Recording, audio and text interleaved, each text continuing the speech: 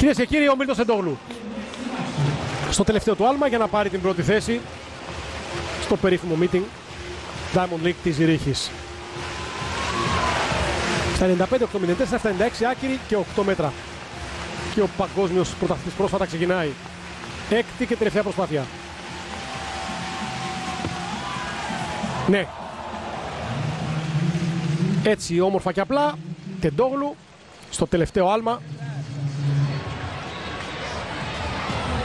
Κοιτάξτε το πάτημά του, τα ψαλίδια. Ο Μίλτος Εντόγλου είναι πρώτος. 8-20 προσθέτει μια ακόμη νίκη φέτος. Δείτε εδώ το τελευταίο άλμα για τον Έλληνα υπερπρωταθλητή.